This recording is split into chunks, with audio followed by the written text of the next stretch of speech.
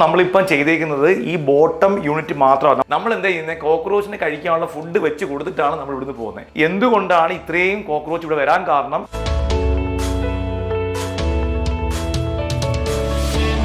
ഞാൻ നിൽക്കുന്ന ലൊക്കേഷൻ പാൽക്കുളങ്ങരയാണ്. നിങ്ങൾ നേരത്തെ ഈ വീഡിയോ കണ്ടിട്ടുണ്ട്. ഈ വീടിൻ്റെ പ്രശ്നം എന്താണെന്നുള്ളത് കോക്രോച്ചിൻ്റെ വീടായിരുന്നു, കോക്രോച്ചിൻ്റെ കിച്ചൺ ആയിരുന്നു.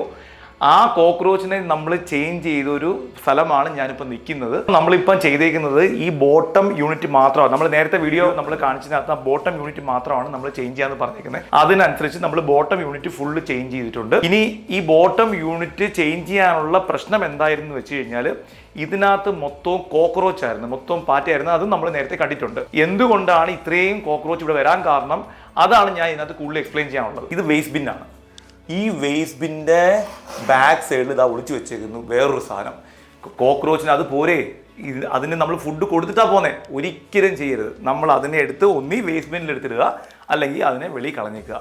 ദയവ് ചെയ്ത് കിച്ചൺ നന്നായിട്ടിരിക്കണമെന്നുണ്ടെങ്കിൽ നമ്മളും കൂടെ വിചാരിച്ചാൽ മാത്രമേ കിച്ചൺ മെയിൻറ്റെയിൻ ചെയ്യാൻ പറ്റത്തുള്ളൂ. നമ്മളിത് നേരത്തെ ഉള്ള വീഡിയോയിൽ നിങ്ങളെല്ലാം കണ്ടിരുന്നല്ലോ, നമ്മുടെ ചിമ്മിനിയിലെ അഴുക്കും സ്റ്റൗവിലെ അഴുക്കെന്ന് പറഞ്ഞാൽ ഇത് മൊത്തം ഓയിലും ഡസ്റ്റും എല്ലാം കൂടെ ചേർന്ന് കുഴഞ്ഞിരിക്കുന്ന ഒരു സംഭവം. നമ്മൾ ഈ പറയുന്ന സാധനങ്ങളെല്ലാം ക്ലീൻ ചെയ്യണമെന്നുണ്ടെങ്കിൽ വിമ്മോ അങ്ങനെയുള്ള ജെല്ലൊന്നും ഉപയോഗിച്ച് അത് പ്രോപ്പറായിട്ട് ക്ലീൻ ആവത്തില്ല. അതിന് നമുക്ക് മാർക്കറ്റിൽ ഒരു പ്രൊഡക്റ്റ് ഉണ്ട്, ഡീഗ്രീസർ എന്ന് പറയും. ഫുഡ്, ഹോബ്, ഇങ്ങനെയുള്ള ഓയിലി സ്പേസ് ആയിട്ടുള്ള ഏരിയയിൽ ക്ലീൻ ചെയ്യാനുള്ളതാണ്. മന്ത്ലി വൺസ് എങ്കിലും, ഒരു മാസത്തിൽ ഒരു പ്രാവശ്യമെങ്കിലും ഈ ഒരു ബോട്ടിൽ വാങ്ങിച്ച് എങ്ങനെയല്ല 1 വർഷം വരെ നമുക്ക് ഉപയോഗിക്കാൻ പറ്റും. ഇതിന് വലിയ വിലയൊന്നുമില്ല. ഈ 250 റുപ്പീസിനകത്തേ കണ്ടേ വിലയുള്ളൂ. നമ്മൾ ഇതുപോലെ മൈക്രോ ഫൈബറിൻ്റെ ക്ലോത്ത് വാങ്ങിച്ചിട്ട് ഇതിനകത്ത് ഒഴിച്ച് എവിടെ ചിമ്മിനി എല്ലാം എവിടെ ഉണ്ടോ അവിടെ എല്ലാം കംപ്ലീറ്റ് ക്ലീൻ ചെയ്ത് നമുക്ക് ഈ സ്റ്റൗവിൻ്റെ ഈ ബർണറിൻ്റെ സൈഡെല്ലാം ക്ലീൻ ചെയ്ത് കഴിഞ്ഞാൽ ബ്രാൻഡ് ന്യൂ ആയിട്ട് നമുക്ക് എത്ര വർഷം കഴിഞ്ഞാലും നമുക്കിത് ലാസ്റ്റ് ചെയ്യും. ശ്രദ്ധിക്കാനുള്ള ഒരു കാര്യം എന്ന് പറഞ്ഞാൽ, മിക്കവാറും കസ്റ്റമർ പറയാറുണ്ട് നമ്മുടെ സ്റ്റൗ ചീത്തയായി പോയി, ബർണർ വർക്ക് ചെയ്യുന്നില്ല, അത് പ്രശ്നം, ഇത് പ്രശ്നം. ഇതെല്ലാം പ്രശ്നം സ്റ്റാർട്ട് ചെയ്യുന്നത് നമ്മളിത് പ്രോപ്പറായിട്ട് ക്ലീൻ ചെയ്യാത്തതുകൊണ്ടാണ്. നമ്മൾ ഡെഫിനറ്റായിട്ട് നമ്മൾ വീക്കിലി വൺസോ അല്ലെങ്കിൽ മന്ത്ലി വൺസ് എങ്കിലും ഇതെല്ലാം എടുത്ത് ഇതെല്ലാം വെളിയിലോട്ട് വെച്ച് ഇതിൻ്റെ ഓരോ ഏരിയയും നമ്മൾ ഇത് വെച്ച് ക്ലീൻ ചെയ്യുകയാണെങ്കിൽ നീറ്റായിട്ട് തന്നെ ഇരിക്കും.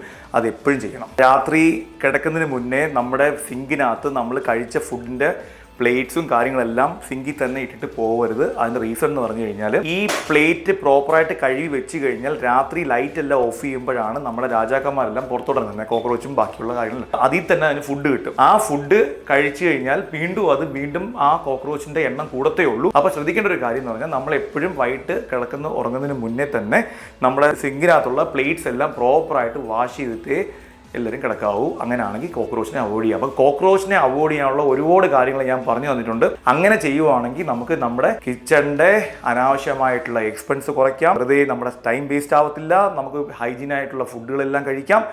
കിച്ചൺ നീറ്റായിരിക്കും. നമ്മൾ എപ്പോഴും ഹാപ്പി ആയിരിക്കും.